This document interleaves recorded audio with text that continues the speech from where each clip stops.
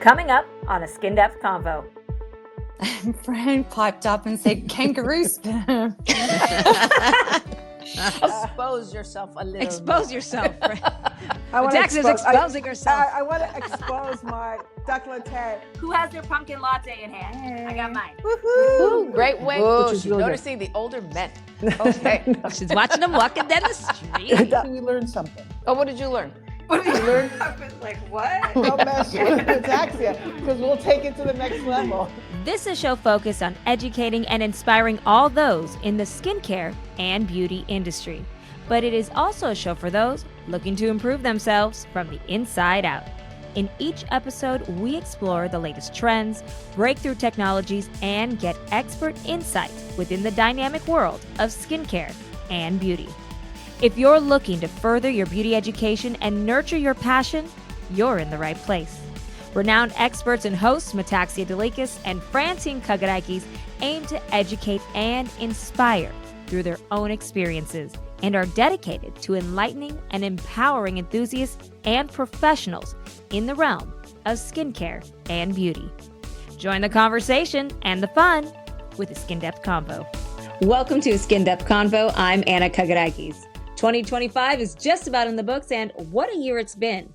Today, we're taking a look back at some of the most inspiring conversations, emotional moments, and fascinating guests we've had on the show this year.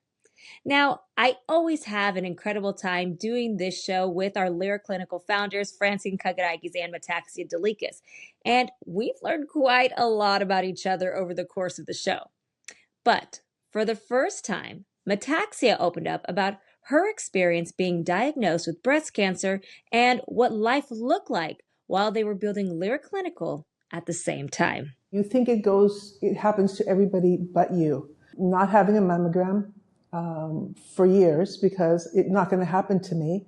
And finally falling a few times, kind of getting a signal that something's wrong, going in because of a bruise from the fall, and getting a mammogram and realizing it wasn't a bruise, it was breast cancer. I think the shock of hearing the word cancer, it breaks you. It breaks you, and all of a sudden it hits you in a different way, because, you think cancer, you think death sentence, and it's scary. And so then you have a follow-up. But I have to tell you, the first thing I learned from it is that mammograms prevention is the best key for whatever we could share. Prevention is where it's at, number one, because if I didn't have fallen and didn't have that inkling to go for that fall, I would have not had a mammogram, and I probably would have had more of a stage 3, stage 4 cancer. I always say that it was our dad who was on the other side. Yeah. Actually, he passed years ago, who actually pushed her because I think she was concerned, but she never paid attention. But in my heart, I do feel that Dad, our father, actually pushed her to the point where she had to pay attention. So I take it as a blessing. So that fall was a blessing. And having, Elizabeth Davis from Lodi, I have to say that she basically says, "Where's your mammogram?"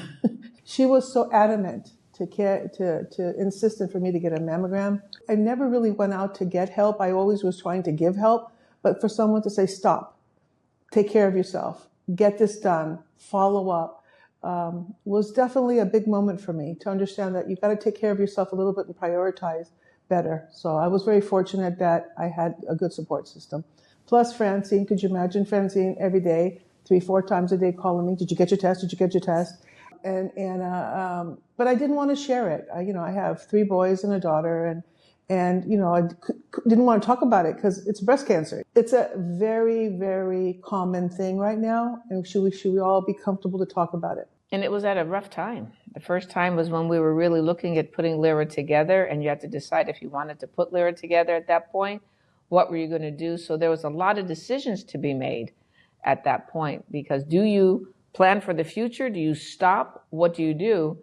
And the fact that she chose to, we're going to get through this and go forward, made a big difference. It was 2008 the first time, because I've had it twice. The first time was 2008. And what I realized is that I wanted to go forward.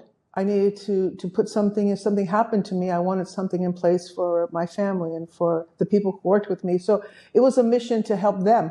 but it really helped me because I didn't want to leave my family without, all the hard work that we did in the industry, and my sister and, the people that have worked with me. So I was on a mission to save them originally. But you know what? That kindness saved you and us. So the good news is the fact that being a fighter is very important. And she was a fighter. I mean, she took it on. We were all scared. There's no ifs and buts about that. Everyone was scared because the cancer word scares everyone. I just thank God today it's not as bad. So people should not be scared when they hear the word cancer. Just go in and get the treatments. Go in, find out what's going on, because it's so important to get the treatments. But that was your first time. First time. What treatment did you get? Lumpectomy, and I had radiation. And that was the first time I realized that skin played an important role, because getting radiation for over 30 days, your skin gets raw and the heat actually penetrates outside of your body. It really is strong. And really having some type of hydration on my skin was really an eye-opening, because I didn't think I needed it. And all of a sudden I needed it. And that was in 2008. What kind of hydration did you use? What did you use that helped? A dimethicone, actually, Elizabeth Davis, and I wanted, because she had a good friend that had it too, and that burning sensation. So we tried to put a dimethicone cream together, and we did. It helped me through it. But again, there is just more formulations right now, but it helped me to use something that was keeping it hydrated without any chemicals, something very simple, something not to irritate the wound. Metaxia went on to share how her skin changed during her cancer battle and what products became her go-to lifelines. Clean skincare, certain things that we had to avoid. Francine's a guru of ingredients. She'll tell you all these things, but I literally took the product there. It says, what can I use? Mastica cleanser was a savior. My skin was so sensitive. SPFs, you're photosensitive to sun. The journey of our skin is going to alter from season, but alter from conditions. Antibiotics will change it. So being aware of your skin needs. Fran, what did you notice with my skin? I mean, there was a lot going on with me. I noticed the one thing. First of all, she started turning a little more gray than normal. Yeah. And she was, like I said, losing weight. We saw her face thinning out. Her skin was dry. And what she really needed at that time was a lot more hydration. Of course, protection. That was one thing she needed to do. The beauty oil, the anti-inflammatory, just was calming it down, making her feel a little better, bringing it down her neck. When she was going through radiation, she had to use it in the area that they were targeting for the radiation. She had to use a lot more hydrating to protect the skin's barrier, because the skin became raw. And so she had some issues right there. So it's about really putting back into the skin, because Metaxia is right. There's a lot of turmoil, but they're putting in chemo. And that's very difficult in the body. So you have to keep putting in more and more nutrients to the skin, hydration to the skin, and just making sure that everything that you're using is something positive. No retin-A's, no retinols, no acids, No no glycolics, absolutely. No. Just, you don't need that stuff at that point. All you're doing is repairing, because your body is fighting and trying to get rid of the cancer, and all the products that you put on top should be hydrating and anti-inflammatory and antioxidants with protection. I was using recovery Because of your balm. lips? Yes. Yeah, the caviar. Dr. Rugo said the caviar was, again, really nice, nourishing. That helped too. But I have to tell you, helped a lot of people. That's the reason why we use that product for Breast Cancer Awareness Month, because it is such a big hit for it's very rich. But her journey didn't end there. 10 years later, the cancer returned, and she talked about the differences the second time around. And, they said 5 years and then 8 years, and I would look for those long-term survivors. So I went to my 10-year anniversary date. I'm taking a estrogen blocker longer, just to be cautious. I went in, and that nurse, God bless her, that nurse did just a check on me, and she says, oops, something's not right. And right away sent me and realized that I had a recurrence, but it was a different one. It's really crazy. The first one was estrogen positive, and the second was HER2 positive. And I was at a UCSF, and they moved fast. And I went through a whole setup of chemo for a year and a half. Without Francine and Anna doing the cold cap, I was scared of losing my hair, and the doctor looked at me, you're going to lose your life if you don't worry about your hair. That's secondary. Your first primary, so I get this chemo in you. Dr. Hope Rugo, I have to put a shout out for her, UCSF. She called me. I was having a meltdown, and I was in the office with a nurse, and she dialed Dr. Rugo, and she answered. She was in South Korea. She answered the phone and said, "What does she need?" So, I mean, the support system means a lot. It gives you that I can do this kind of thing. I never was left alone with all the chemo. Francine and Anna went to every one of those chemos, leaving 5 o'clock in the morning and staying till 7 o'clock at night. But you know, it's a journey. But I have to tell you, I realize life is today, not tomorrow. And what I realize that we have to really focus on every day as today, because I don't have tomorrow, but I have today. It really changed my perspective in life. I realized that life is sweeter, moments are memorable, and I think that working in the field that you love, and I love this industry, I love the people that are around me, I feel that it's given me the power and the will to keep going. And now, that was second time was 2018. And I had to go through a year and a half of chemo, a double mastectomy. What else did I get through? But a lot. Yeah, No, that's a lot. the working through chemo, you didn't have chemo the first time. You had the No. radiation. No. The second time with the chemo was rougher. It was a little tough for you, and it was, you didn't feel good. I remember we were trying to bring in different foods in the office so she would eat something. I remember trying to get her to eat the peanut butter and jelly, those frozen Yes. things from Costco that they have. We're just getting her to try to eat something because she would not eat. She lost her appetite. The cold pack was very difficult. She had to sit there with pain medication to be able to tolerate the cold pack on her head. And that was difficult, but she was a trooper. She got through it with a lot of prayers and a lot of love. And we had love from not only family and friends, but we had a great office staff that were right there supporting her. And we have a great team. And it was difficult going out to do any type of training. I remember we went to Australia that year, and Metaxi didn't go, and it was devastating. For me, it was very hard. I know Brenda came, and we went and did it, but it was not the same. And so it was hard going out and doing certain kind of training without her. So when she came back, it was such a joy, and what a difference when she came back. I think I remember, Anna, that the first time I went to an event, it was in, I think, Utah. And I remember because my hair had thinned out so much. And all of a sudden, the moment of being there with everyone made me realize, share the story and tell them what happened. And then all of a sudden, did you get a mammogram? Did you get a mammogram? People were looking to me for support because they had a diagnosis or they had a friend or a family. It's so much more out there. I don't know for what reason. There's just so much more breast cancer lately that it's scary. But we can survive with the love of, I believe in God. I believe there's a higher spirit, but the support of the higher being, support of my family, and the passion of realizing how lucky we are every day. It shouldn't be anti-aging. It should be a blessing to age. It should be nice to be able to get older.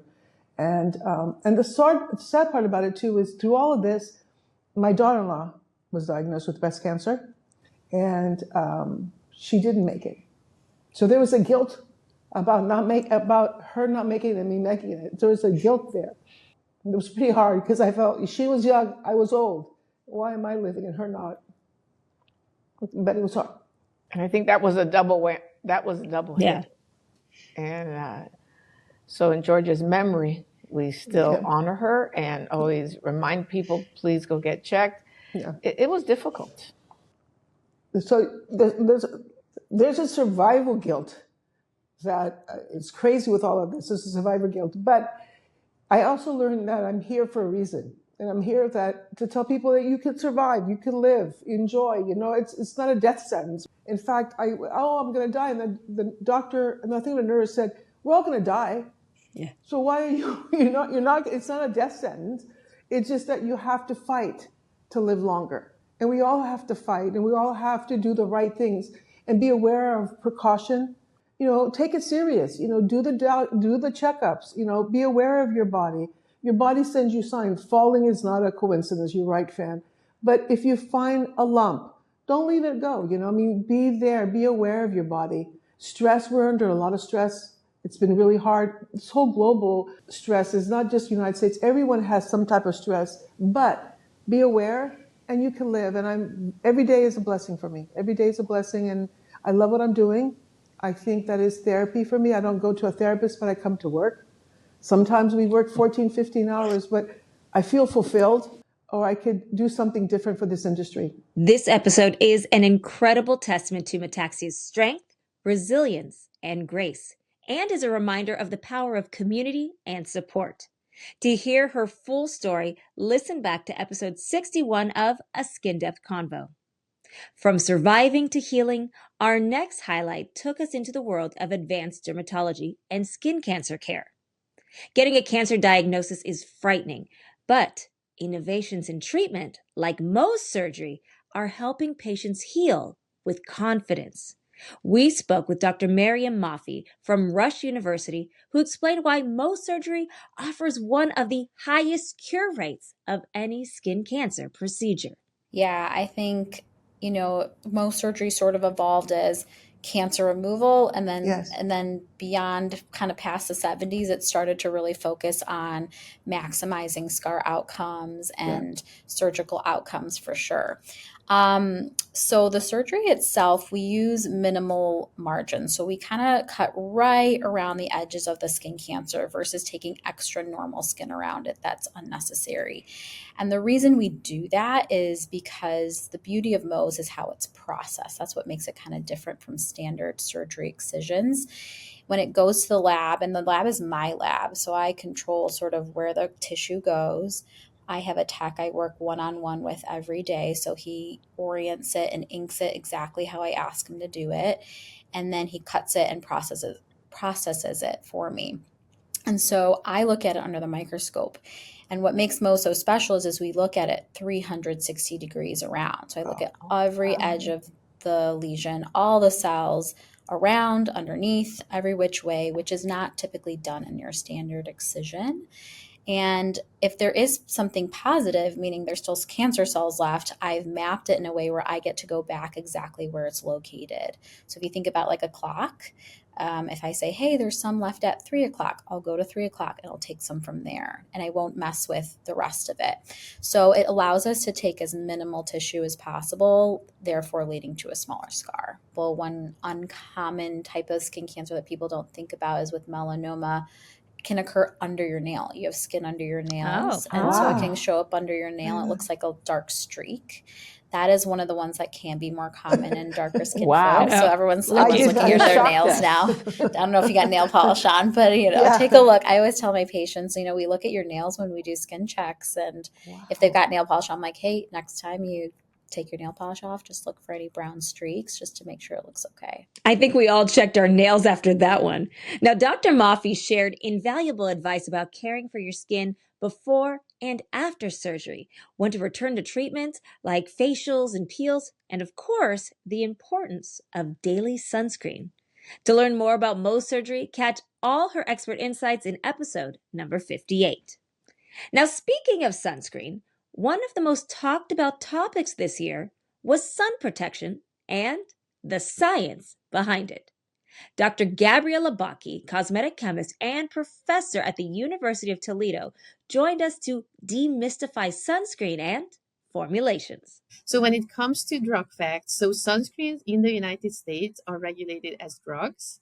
And just like any other OTC products, from your headache medication to maybe cough drops or anything else, they must carry a drug facts label. This is a labeling requirement put forth by the FDA. And so it just makes it easier for a consumer to find the information on the label, because the label is structured in a very standardized way. It always has ingredients in the same, or not ingredients, but it has information in the same order. And it has active ingredients always listed on the top with what their functions are. And it has everything else, directions for safe use, all of those on the label. So it makes it very easy for a consumer to know where to find information, maybe compare product to product, and also to contact the company if they have any questions. So the reason why sunscreens have a drug facts box is really to allow consumers to safely use the product. And it's a requirement because they are considered drugs. And we also have to pay an extra testing fee when we are manufacturing. So there is a lot of testing involved, and there's a lot more invested in this SPF product, but they are very, very important for everybody to remember that there is a use for them, and you should start very, very young. She also addressed a major misconception that higher Fitzpatrick skin tones don't need sunscreen. I think the biggest misconception is, especially for the darkest ones, so the 5 and 6, is that they don't need protection because they have more melanin in the skin. And that is true, that they have more melanin in the skin, hence the darker skin color. But even that larger amount of melanin is not enough to give you adequate sun protection. So my skin probably has about 1 to 2 SPF from the melanin that's in my skin. A darker skin color may have something around 10, but that's not enough. We just talked about that. Probably 30 is a good number to go after. So I think what's a big misconception is if you have darker skin, you don't need to use sunscreen because you don't burn. What's the point? Well, the point is that you still get wrinkles. Hyperpigmentation, especially post-inflammatory hyperpigmentation, is very common in darker skin color. And so the sun just triggers that even more. And skin cancer is such a leading type of cancer that is mostly driven by and triggered by the sun. And while it is easier to detect earlier on in earlier stages on light skin color because of the contrast, it usually starts something looking like as a birthmark. So on my skin, it would be really easy to pinpoint something and keep track of what it looks like over time, over the years. Is it growing? Is it becoming a weird color? Is it still a homogeneous weird color? It's really hard to detect and see where it is on darker skin colors. So unfortunately, a lot of times when it gets detected on darker skin consumers, so Fitzpatrick 5 and 6, it's already in more advanced stages because, I mean, you just don't get that contrast. So I think that's one of the largest misconceptions, that you do need to use sunscreen no matter your skin color because you do get the sun exposure. So good for you if you don't burn, but there are so many other things that the sun does to our skin. Dr. Gabriella Bacchi also wrote an impressive book on cosmetic science called The Introduction to Cosmetic Formulation and Technology. It is a great resource for students and professionals to expand their knowledge. Now, while she provided a lot of great information about sunscreen and SPF, she also discussed the importance of emulsions in skincare in another episode. And you can listen to both of these episodes by going to number 55 and 56 of the podcast. An important note that Dr. Bacchi also brought up a myth that higher Fitzpatricks do not need sun protection. We discussed this with licensed esthetician Jerlene Jean Lewis and dove further into the conversation of inclusive skincare. How about SPFs? SPF. Ooh, I'm Queen SPF. I don't get this glow from nothing. The misconception for all Fitz 4s, 5, 6, we don't need SPF. The melanin is protecting us. Now, Metaxia did teach me something when I went to Atlanta Purely Clinical, that melanin was an antioxidant. I never thought of it that way because it is protecting us, right? Mm-hmm. But we don't want too much of it. And again, I'm a Florida girl. I prefer to be hot than cold. So I did grow up not thinking that I needed sunscreen. But then, you know, as you get older, even though the melanated skin is more resilient to producing excess melanin without inflammation, however, it still breaks down your good collagen and elastin. So fine lines, wrinkles, or someone, you can see someone who has nice skin apparently on the base layer, but it's dull, right? They're not using anything to protect them. So everybody knows I'm Queen 2-finger rule. You need to use at least 2 fingers worth of sunscreen. They don't have to be puddles, but you're melanated. You have to protect all that melanin. I love that. That's a new one. Melanated. I like that. Melanated. I like that. love that. I tell them that all the time. People are always like, how come your skin is so glowing? I don't go to my mailbox without sunscreen. It's just that deep. If I'm here in the treatment room and I go get lunch, if it's a certain time frame, I check the UV index. I do check the UV index. I show my clients where it is on the iPhone weather app, but they're not going to check it every day. I do tell them, but they're not going to check it every day. But I will reapply. They think I'm crazy. I'm going on vacation. I reapply sunscreen. I tell everyone how to reapply sunscreen. Love it. Thank when you. They come in, You're saying exactly what you have to reapply when you're outside with anybody's sunscreen, not just Anybody. Anybody's sunscreen. Anybody. That's the way sunscreens work. Yes. Correct. Is It there- says is it like it says it on the bottle, right? Yes, yes. Julene shared her expertise on caring for deeper skin tones and why education and awareness are key to delivering effective, inclusive treatments. To learn more about skincare for higher Fitzpatricks and the best Lyra skincare products you should use, check out episode number 63. From sun protection to seasonal radiance, we couldn't forget the fan favorite, pumpkin. Now, pumpkin isn't just for fall. The Lyra Clinical Education Team, which includes Tiffany Friedrich, George Gallegos, and Lou Ramos, joined us to break down why this bright orange superfood is a powerhouse for the skin all year long. Pumpkin overall is wonderful for the skin in the sense that it does naturally contain a lot of vitamins as well as minerals that are beautiful to be able to utilize in skincare. With that in mind, pumpkin actually has a higher natural content of vitamin C than your average citrus fruits. So when we kind of think of vitamin C, we think of orange juice, lemons, grapefruit, what have you, but actually pumpkin contains more vitamin C. And then when we look towards pumpkin on the other side with vitamin A, because we know that vitamin A as well as vitamin C are two powerhouses in the skincare industry, there is a high content of beta carotene with vitamin A in pumpkin as well. So this is where you can see a lot of your masks and a lot of your creams that can incorporate pumpkin to benefit the skin. And then of course on the mineral side, where we absolutely love our minerals here at Lyra Clinical, we do have our magnesium as well as calcium and zinc. So when we look towards zinc, obviously we know that works beautifully for acneic skin, anti-inflammatory, calcium with aging, and magnesium to help with repair in the skin. Guys, I wanted to kind of add, just kind of talking to like that beta carotene that you're kind of talking about, Tiffany. So, you know, beta carotene, it's kind of something like a supplement that people would kind of take. You know, there was like juicers, right? People who would like juice carrots, they would juice squash, and all of a sudden, you know, you could start to see their skin color, their skin tone starts to take on that orange looking type of look as well. And, you know, beta carotene in like the skincare world is fantastic. You know, one of the main reasons it's ability to fight free radical damage and it being an antioxidant. But the other benefit is it being a precursor to vitamin A. So it's starting out as beta carotene in the body, your body being able to convert it into vitamin A. You're going to get just the same amazing like anti-aging benefits as you will as a topical vitamin A when you're utilizing that beta carotene as well. Has anybody juiced vitamin A or beta carotene? Anybody have that Oompa Loompa look? Not to that point. There's a story. You know, actually, hold on. Yes. You know when? I did when I was little, and I will have Fran tell that story because I guess there's this whole craze now on the beta carotene, like glowing up thing on social media. But Fran did this way back. You were a trendsetter back when I was a baby, Fran. Way back. We're part of a cancer study, and beta carotene was great for cancer, actually. That was one of the first things I heard about. So what I did when you were young, Anna, I used to make a vegetable soup with a lot of carrots. I would shred the carrots and make sure, and I had this orange soup with all these vegetables. And of course I put some meat in there too.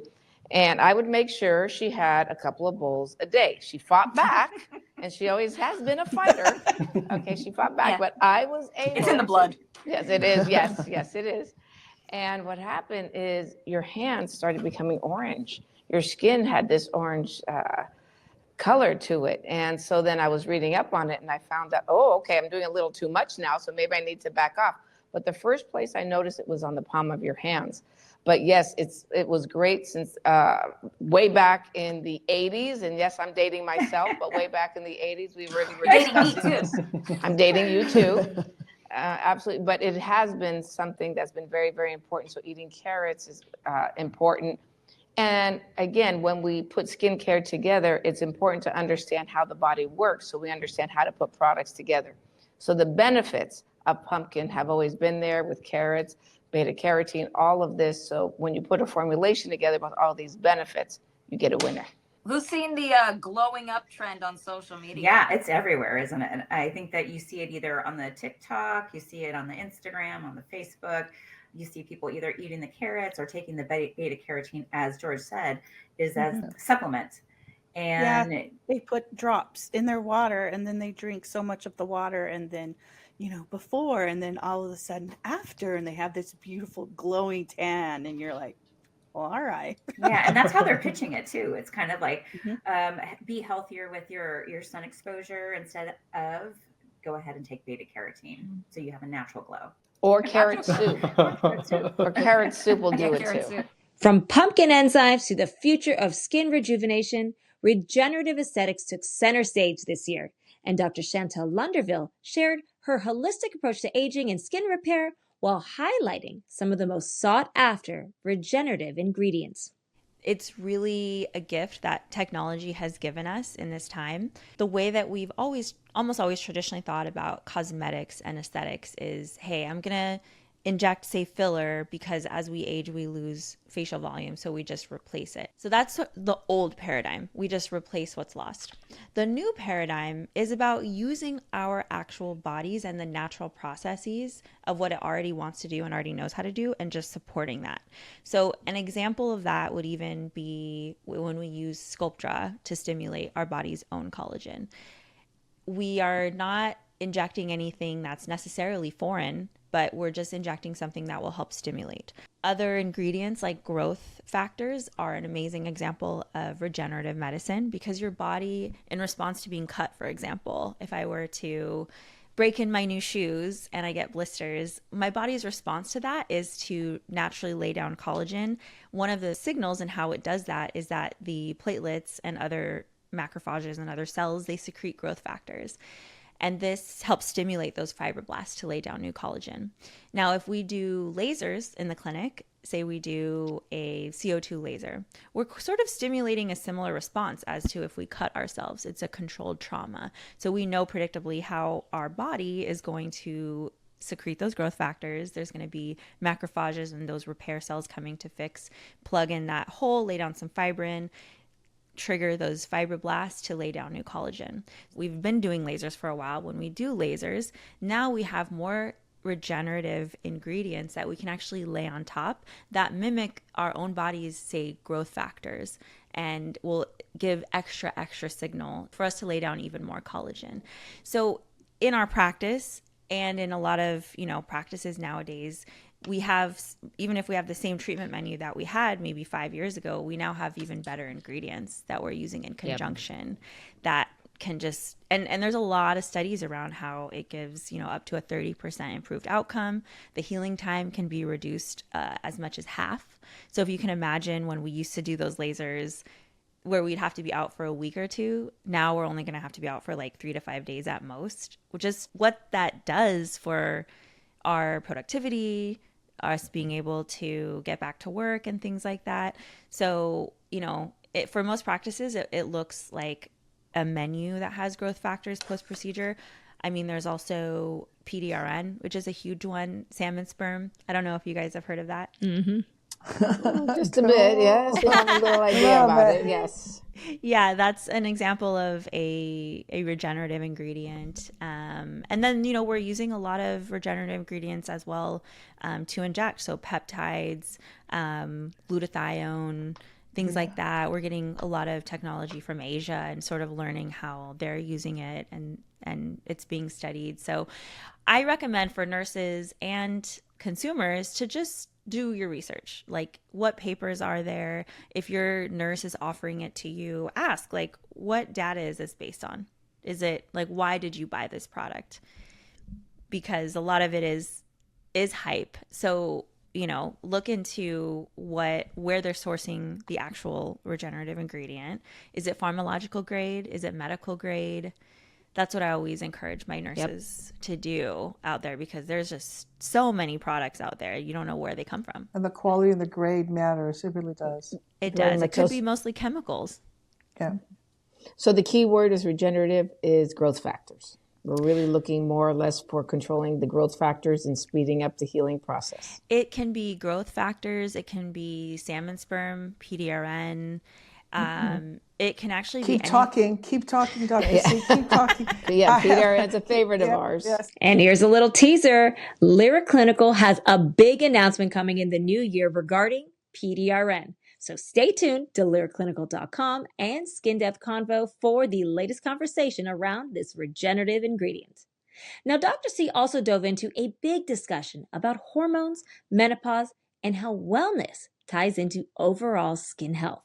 In the past, I was trained very conservatively, and most doctors kind of that came up during my time and even up until now and are still being trained this way. And now the tide is turning, but we were very anti-hormones in general because of the Women's Health Initiative, the study that came out. And recently now there's been more studies on those results as well as post-clinical studies that have shown some mortality benefit for certain patients. And so we're kind of creating a more nuanced conversation about who hormones can benefit.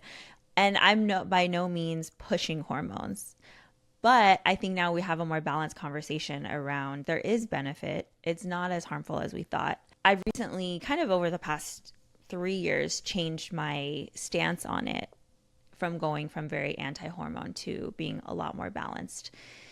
I still think a lot of doctors hate it, and there's still a lot of backlash. And, you know, I think we're at a really interesting time because when I was being trained, we were pushing birth control, but we were telling people by no means, absolutely not, hormone replacement therapy is a last resort. And now there's a whole backlash to hormone birth control, like pills and all of that. And women are a lot more embracing, especially the Gen Z, they're embracing rhythm method and these things that I know my mom, you know, would tell me about.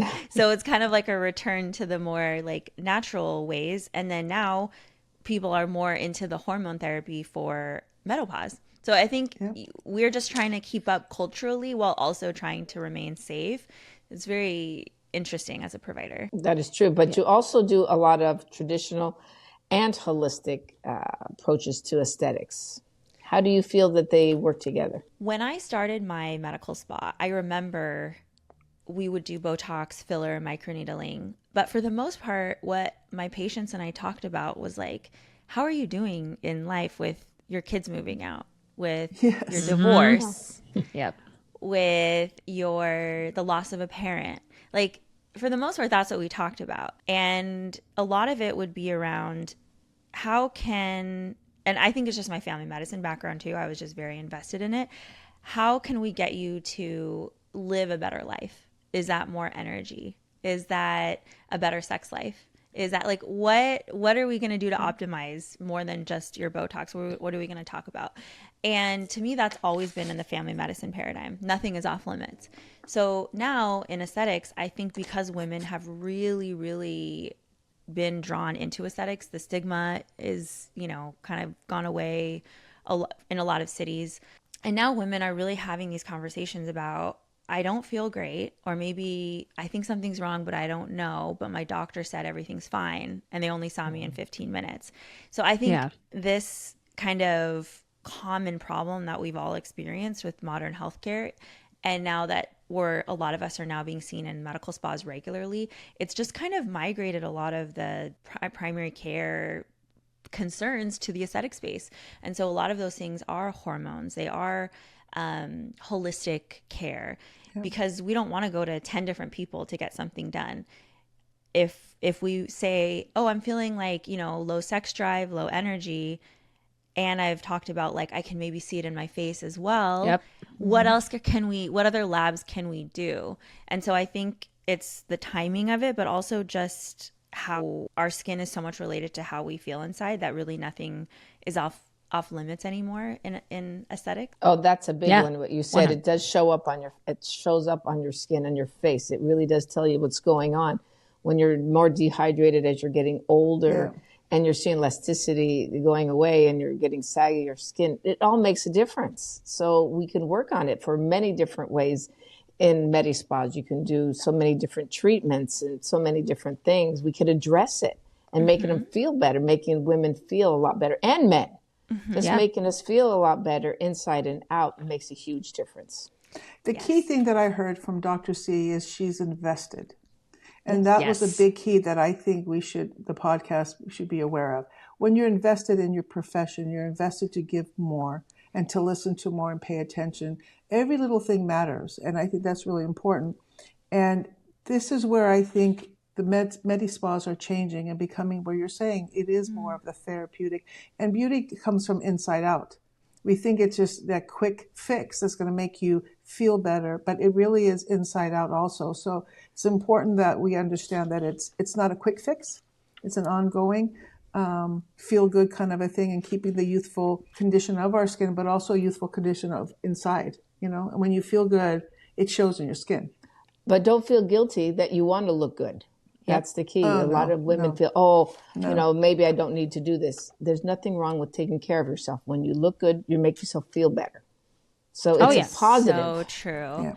I always remember I had a patient, I think it was my second year in business, and I just always remember her. She never would have gotten filler, except her cousin brought her to one of our events, and we did a little bit of cheek filler. And I just remember her cousin told me later, yes, she asked for a raise because she felt so much better about her face. Cool. She was going through a divorce, and she actually was able to kind of let it go. It was really like she was really fixated on her divorce, and she was able to sort of step into this new chapter because she felt hope again. And I was like, off of cheek filler, I love this. I love it because it's for most women that have a career, children, they are taking care of their aging parents, they're getting older. There's so few times that we're able to just do something for us without guilt, spend money or just spend time on ourselves. So in the medical spa, oftentimes that's their only time that they get. Dr. C brought in a wealth of information. In our interview, she also addressed how to care for your skin using GLPs, plus how she helps others start their own aesthetic practice. So be ready to learn a lot in episode number 57. Next up, we took on social media and the skincare myths circulating online. From the comeback of tanning beds to DIY sunscreen recipes, our hosts and guests help us separate fact from fiction. Women's Health, they've published towards the end of last year, they published an article saying that Gen Z is bringing back tanning beds, everybody. They're bringing back the tanning beds. We talked about this last year, how Gen Z is apparently not as aware of skin safety, of taking care of your skin. And so this is really fascinating. The article says, quote, Gen Z has increasingly been sharing their love for and misinformation about artificial tans online, bringing the controversial technology back to the mainstream. As of 2023, there were nearly 22,000 tanning beds in operation in the U.S. According to market research company Ibis World, over 6,000 more than the tanning bed heyday of the late 2000s. So in the late 2000s, we had less, and that was when it was huge back then. So this is really confusing right now, as it appears social media has really, they talk about being concerned with aging and having great skincare, but they're talking about using tanning beds. I mean, what are your initial thoughts thinking about that? Skin cancer. Skin cancer is the first thing that comes in my head. And what we have to remind people, that is something that you have to look for. That is one of the key things that we look for is skin cancer, because that does change your life. And that's something that we have to prevent and not do things that actually increases the possibility of getting skin cancer. I have to tell you, we say these stories in our classes.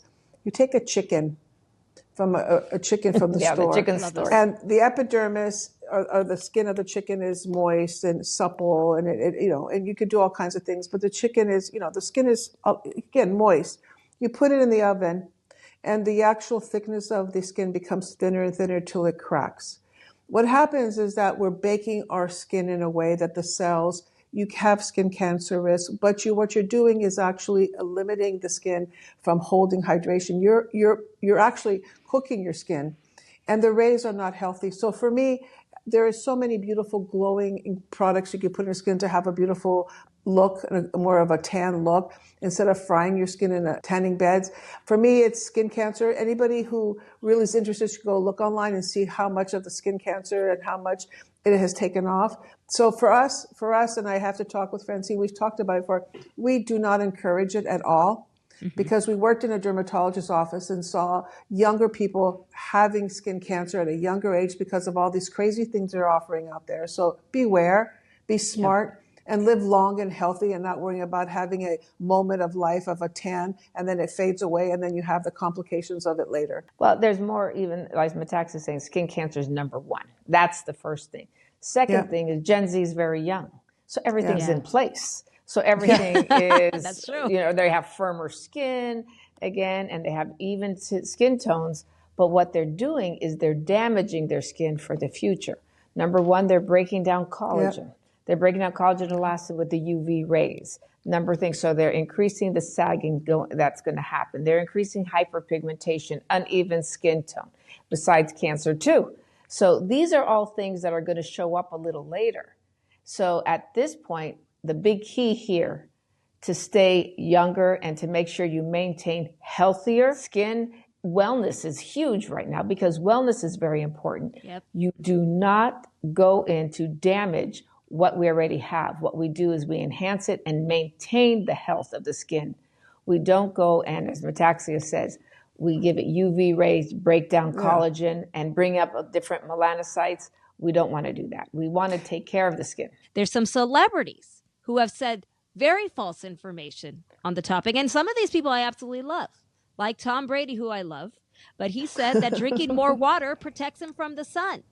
And that's a falsehood that 23% of people who actually took a survey actually believe to be true.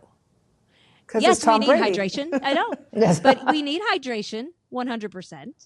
You have some other influencers who talked about making their own sunscreen on TikTok. There are tests. I mean, talk about it. You both, I mean, you use sunscreen is also a huge thing that we need to incorporate onto the body every day.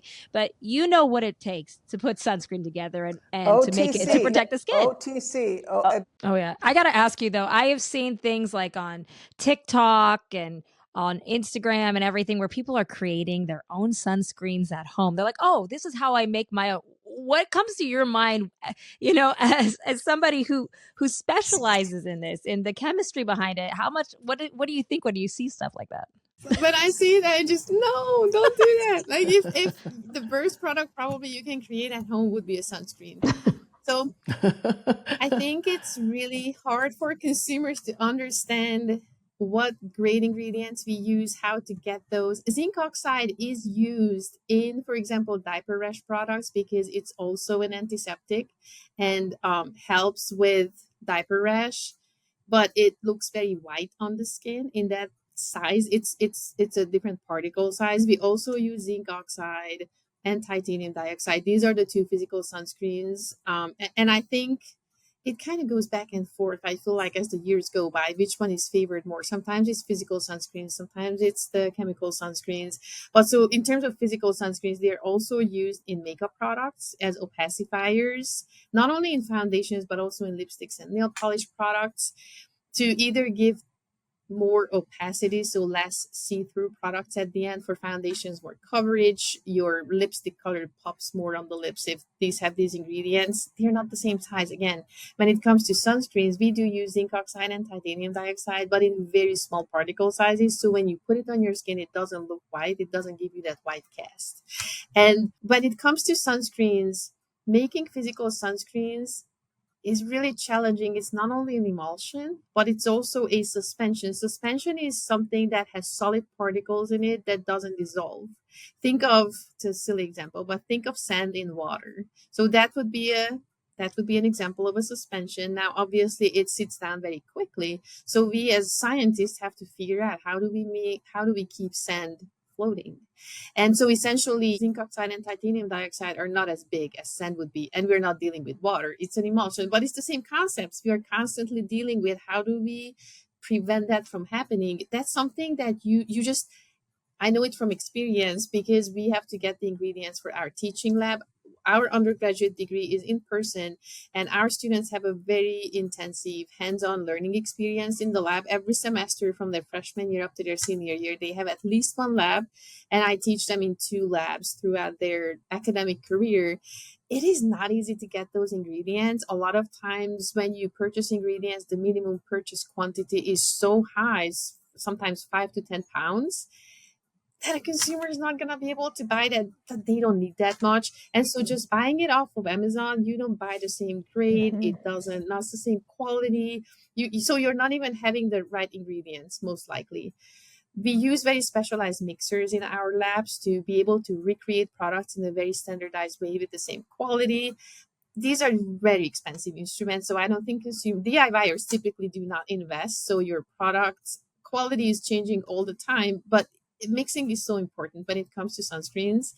And so you're just not going to get a consistent product out of it. It's not safe, I think, from that perspective, that consumers will think that they created a product that gives them the protection, but truly they don't.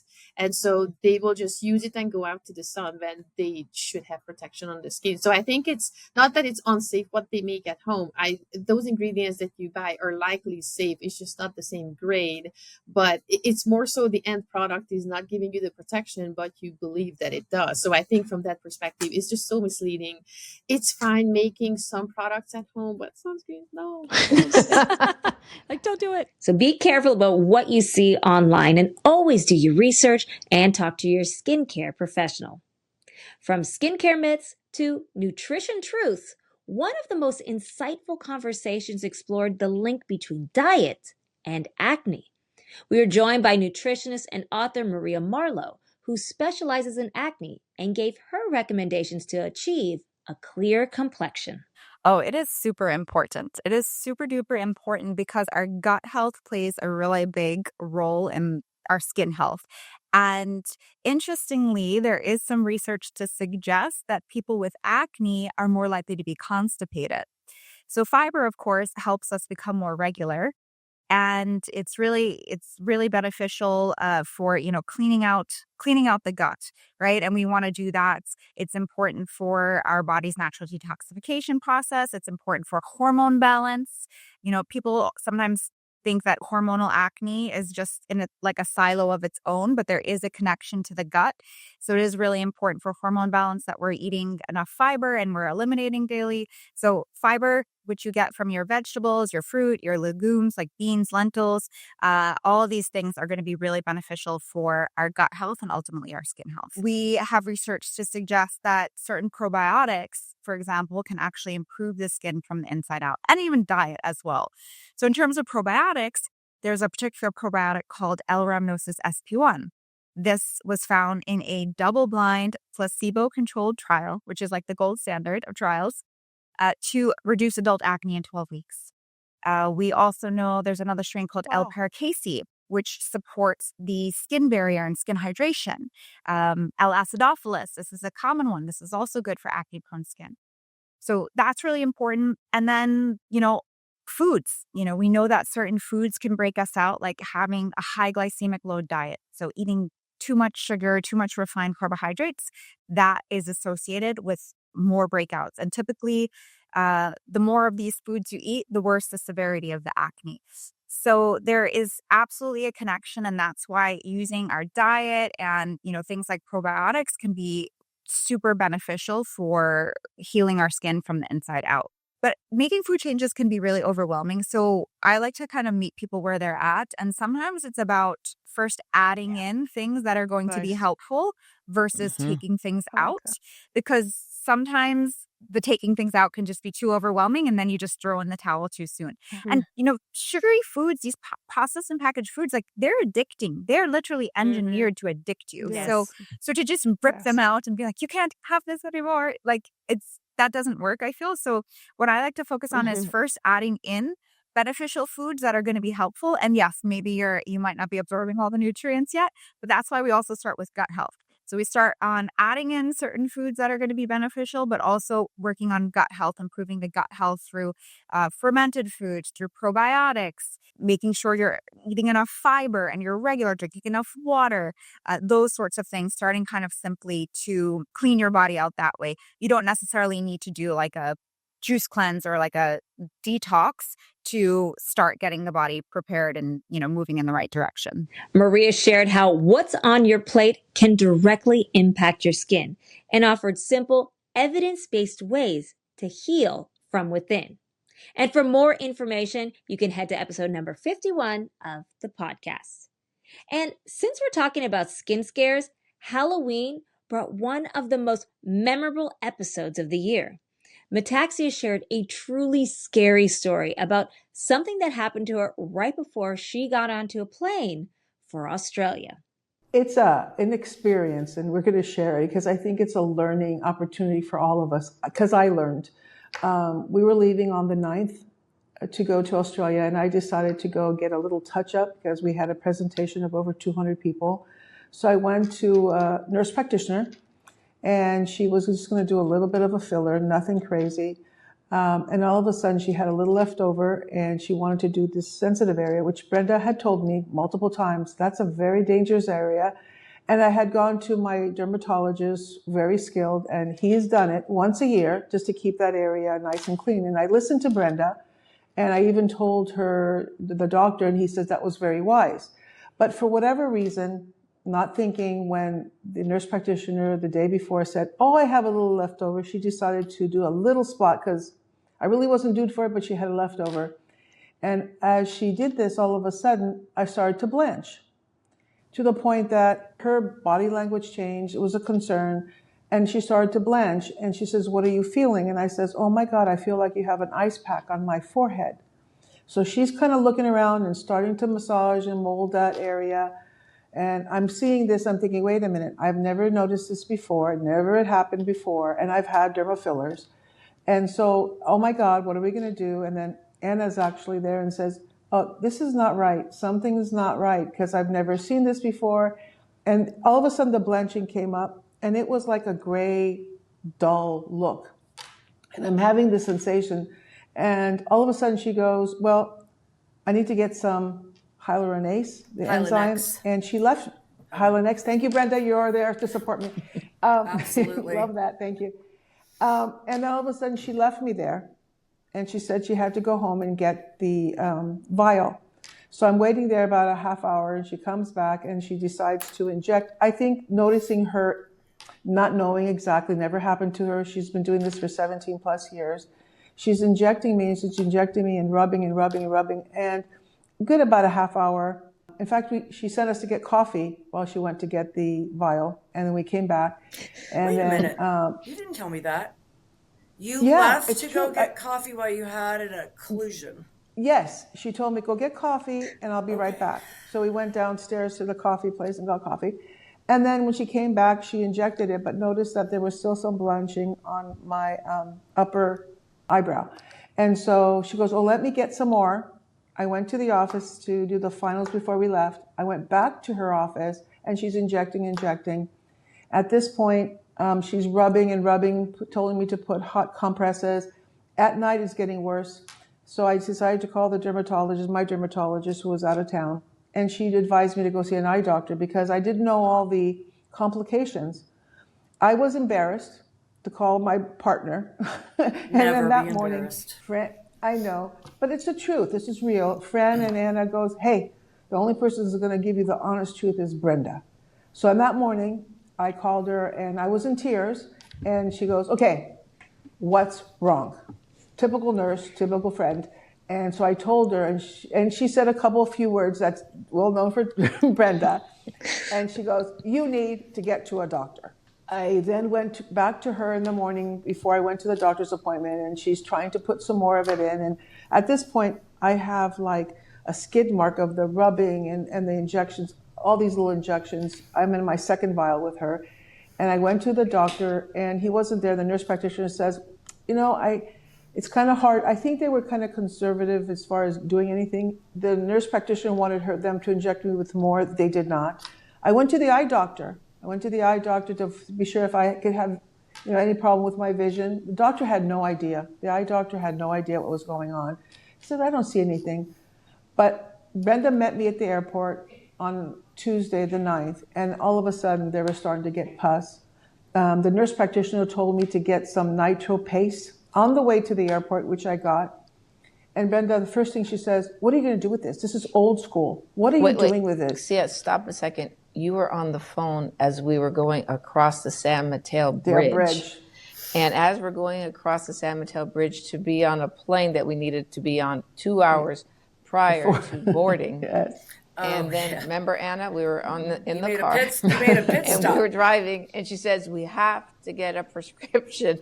And we only had a certain amount of time, and we were losing our minds a little bit at this point. And you say it nice and calm, but that wasn't the situation in the car. Just let you know this. Okay. But we're doing everything, and we're getting text messages, and she was text messaging me fiercely. She's concerned. Maybe, you need a plastic surgeon. I felt for her because she was trying to follow up for as much as she could at that moment. I go to the airport and I show Brenda this nitro paste, and she looked at me. She goes, "Did you get gloves? Did you give you instructions how to use it? You could actually pass out on the floor." Oh my God, she was panicking because it was old school recommended. There's so much more. So she says, "Let's get on she the wanted airplane." a sterile field, Brenda. We're at the airport. Where did you want to find the sterile field? In an airport. To find all this? I keep nitro paste in my drawer, but just to ward off evil spirits. I never use it. I have epinephrine. I mean, I have a toolkit, and I have products to reverse, God help us, any injector, an occlusion, and it can happen to the most seasoned injectors, nurse or doctor. My issue is she wasn't prepared to manage this untoward event. I keep nitro paste just to ward it all off. Not going to happen. I guess some people still use it. I have to buy a new tube every year because it expires, but I don't care. But wait, we weren't putting it on in a normal place. Hylenex is very expensive, but any injector has to have it on hand and has to have at least 12 to 16 boxes. But wait, see, you're not explaining how it was put on. It wasn't put on in the restroom. It wasn't put on before we got on the plane. It was put on where? At the United Lounge. Oh, no, right? no. The United Lounge. No, I thought it was on the plane. No. Yeah, Anna was on the first row. I was behind her. You were behind me, and Brenda was behind you. And I remember Anna jumping from the front. Anna, do you remember that part? Mm-hmm. Yeah. Okay. It was on the plane. It was on the plane. No. After I slept, I woke up and there was this big blister, and all of a sudden, that's where Anna jumped from the front row to you. I was was in front of Brenda, and we opened up the paste with a cardboard, and she applied it. That's what she applied. Because I didn't want to pass out either. Oh my God. All of us would have been on the floor. And usually, not United tries to avoid things like that, right? Yes. So I'm saying, it's hot. It's hot. I'm burning. Wipe the damn thing off. Wipe the damn thing off. She did say it that way. She had some colorful language going on. Yes. All right. Because this is the PG version. Yes. Now, the full episode features all 4 Lyra Clinical owners sharing their own real spooky stories from the industry. And you can hear it all on episode number 62. Now, speaking of Australia, Metaxia did make it there. And when she did, she found that the global energy was inspiring. And we met up with Kristen Scholes from Australia and Joanne Schlett from New Zealand, who shared highlights from this year's Global Skin Affair with over 150 entries showcasing transformations using Lyra Clinical. Oh, the energy, the vibe. I think, when we come into meeting up with, the ladies the day before or 2 days before everything starts, we don't get to see you all that often. So when we do, the vibe and the energy is just electric. And everyone is so excited to be able to host all of you over here. And it's such really a special thing for us. So I don't know about you, Joe, but I get uber pumped and really super excited because I just love learning from these ladies, and what they bring to our therapists and to our team is pretty special. Yeah, the same with the New Zealand girls. They're just so excited to have a distributor that actually wants to meet them, and it's something that doesn't happen a lot. The feedback's been amazing. They were super excited, and they really want to showcase what they're doing with the Lyra products and show the ladies that they are doing really great treatments, and they've said they've had such energy, and they come back to New Zealand wanting to do more treatments. So fantastic. Yeah. And also as well, I notice, they really love the fact that being able to chat to Francine, Metaxia and Brenda and show their work, they really love that ability to be able to speak directly. So that's a really big plus for us too. This was our 6th skin affair in 7 years. We only missed one, and it was during COVID. But what I have to say, it's grown so much. Yeah. We've grown. These are getting better and better every year. The last 2 years, we were in Hayman Island. We had a beautiful time with the coral reef. It was gorgeous. All of these people, more and more people are attending. We're so excited. And the excitement in the room and the way you bring all these teams together, all these wonderful skincare professionals together, we're excited to see them and the results that they were able to show us. In your beautiful before and after competition, it was beautiful. For the categories of the Skin Affair, we have an overall winner, and that overall winner is basically the most standout, and that could be across acne, age management, pigmentation, reactive.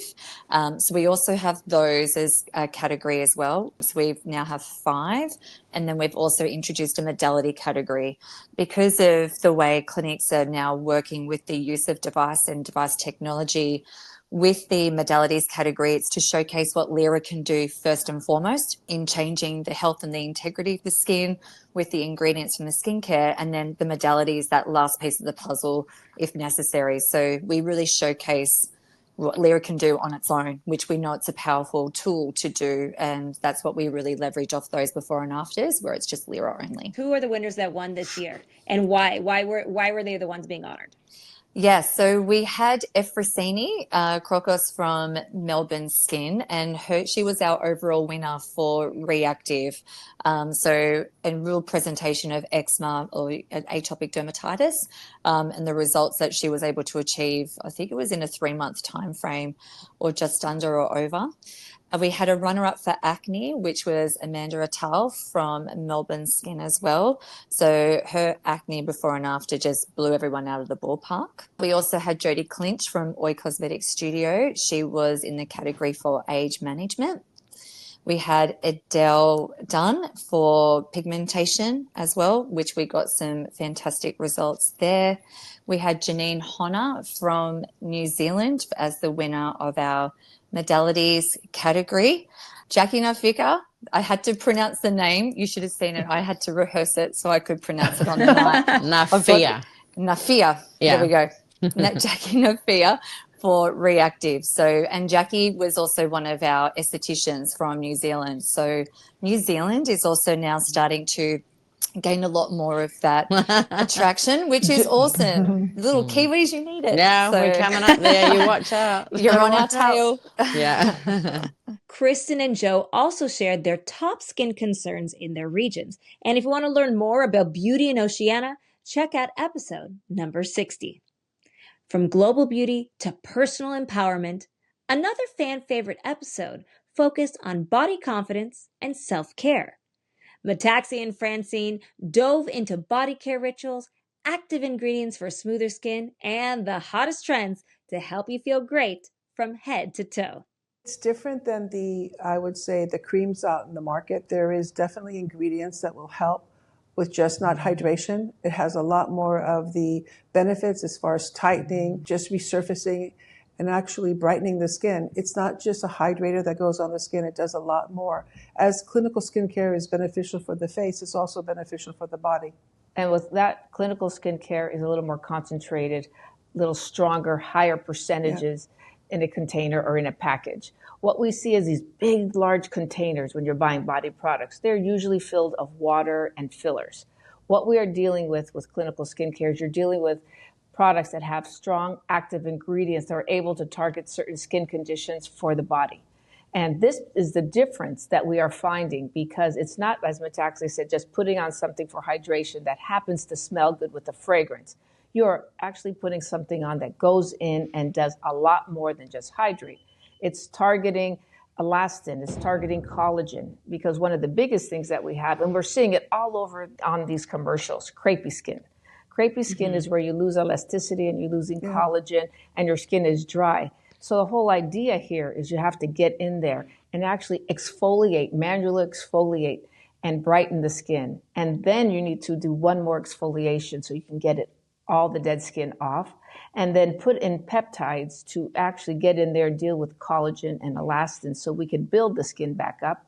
And then we work on hydrating and putting nourishment back into the skin to plump it up and bring that hydrating, dewy hydrated, younger skin back. So there's a whole philosophy of how we deal with skincare for the body that is clinical versus just putting on a hydrating product full of water and fragrance. Now, one of the best parts of the show are the secrets that are shared. And Fran and Metaxia spilled the tea on some great secrets for body care.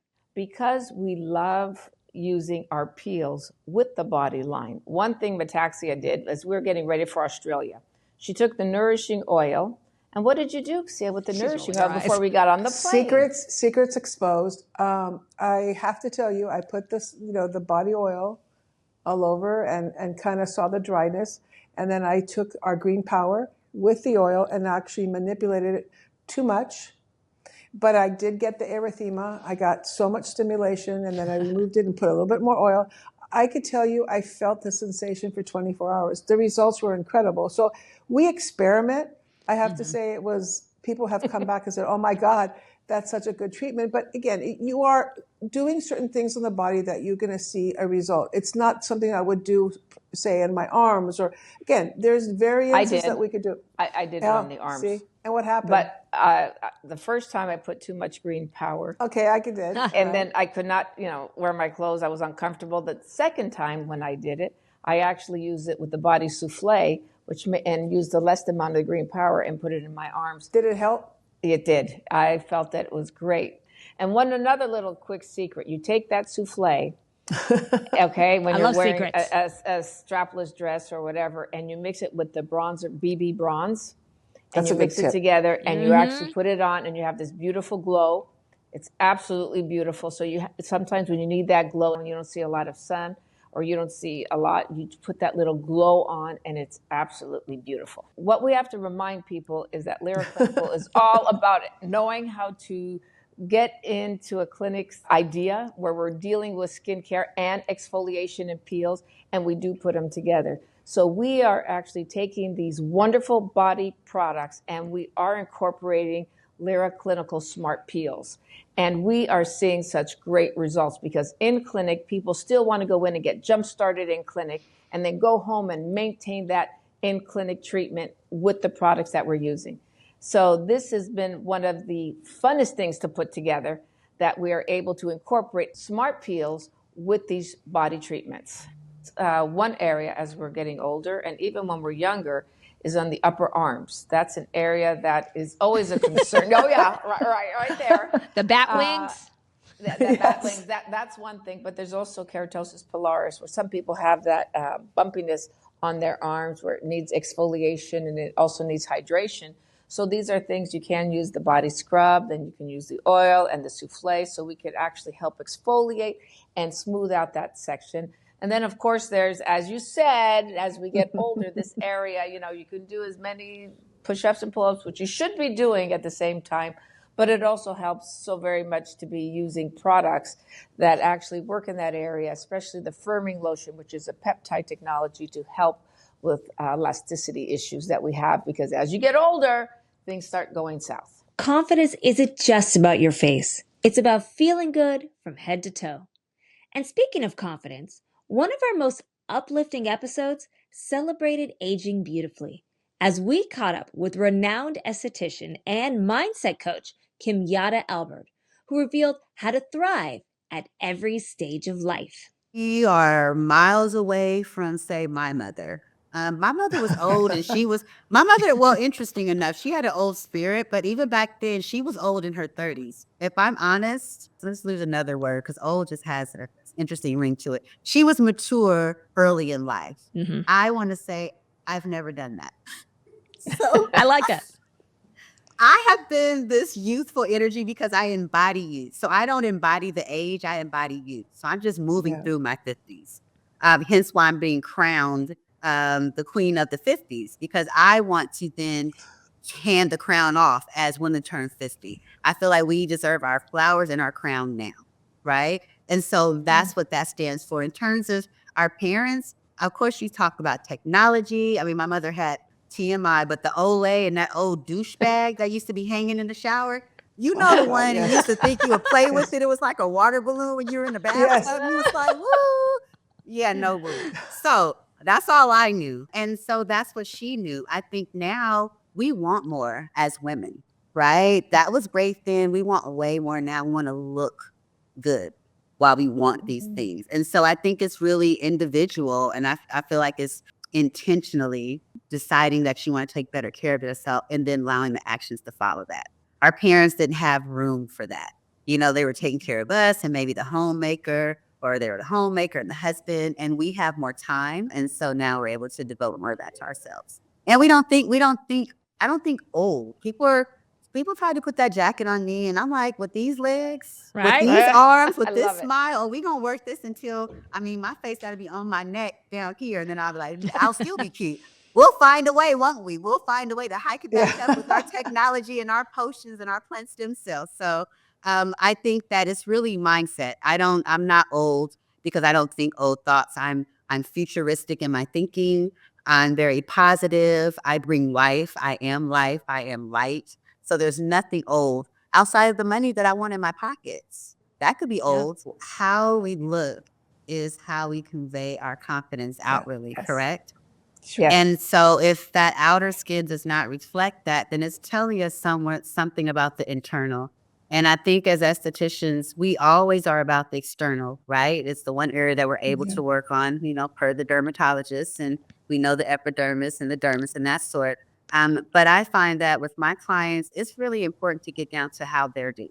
So after I go through the assessing of skin, it is like, okay, so how are you? Because how they are is going to determine how they're taking care of their skin and how they're going to continue to take care of their skin.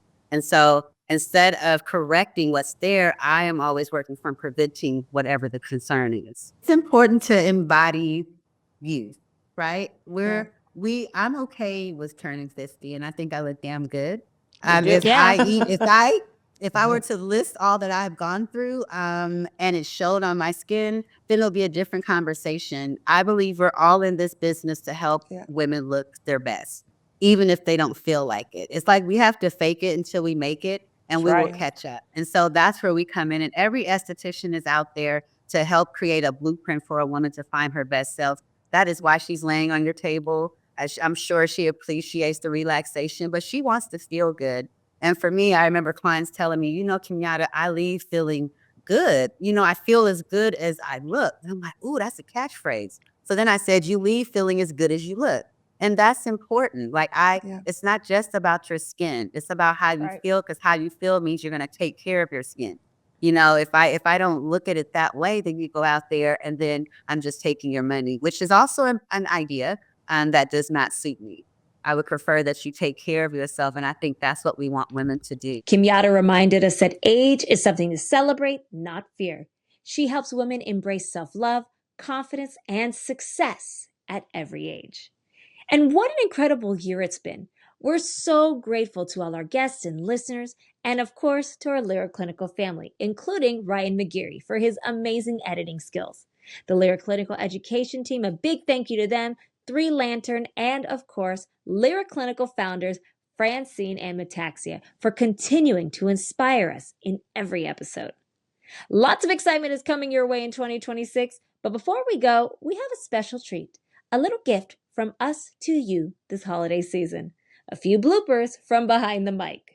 But first, make sure to subscribe to A SkinDepth Convo on any of your favorite podcast platforms like Apple Podcasts and Spotify. And you can watch the show on Spotify and on Lyra Clinical's YouTube page at Lyra Clinical. And follow A SkinDepth Convo on all our social media channels on Instagram, TikTok, and Facebook. Just go to at SkinDepth Convo. And if you have any questions for Francine and Metaxia, just send us an email at info@skindepthconvo.com. That's info@skindepthconvo.com. From all of us at A SkinDepth Convo, I'm Anna Kagarakis. We wish you a joyful holiday season and a beautiful new year. Well, I think she jumped from I got excited. That's okay. Go for it. To peels. So what's important is, as we're all over the place on this podcast, is that it is all over the place. It is, we could use our smart It's peels not all over in our the place. It went straight in the line. We're talking about using the products and how you dealt with the green power and the nourishing oil.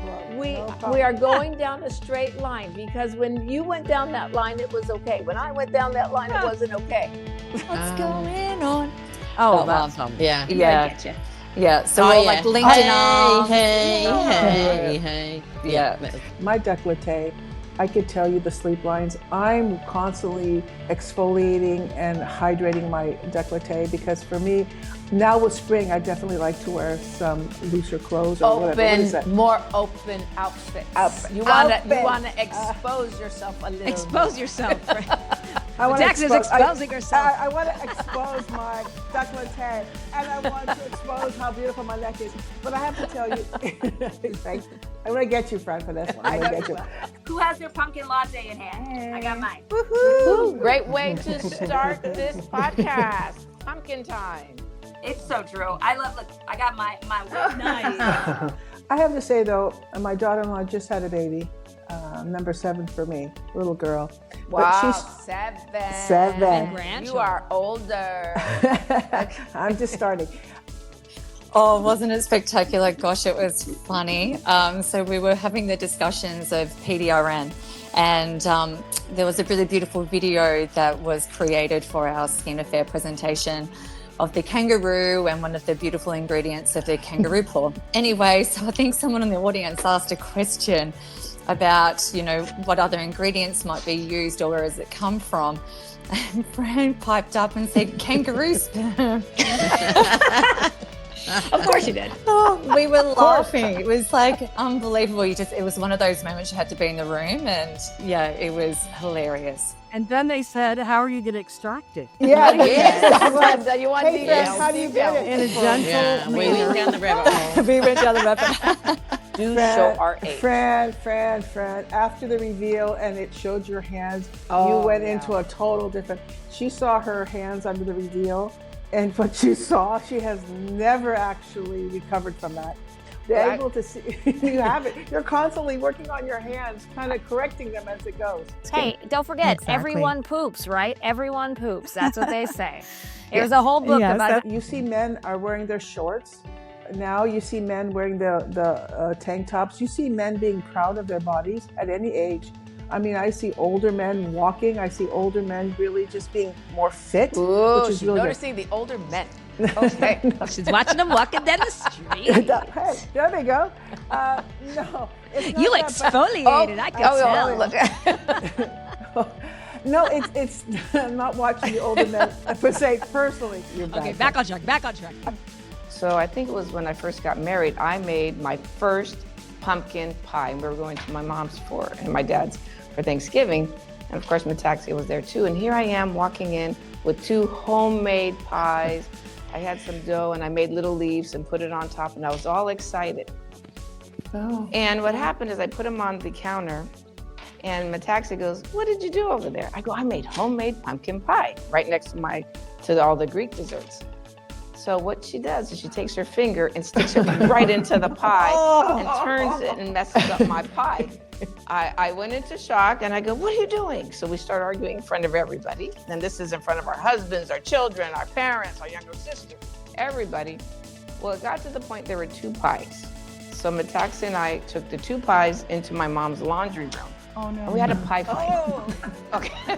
We had a pumpkin bath. Oh my God. We had a pumpkin. Well, bath. your skin probably looked really good afterwards.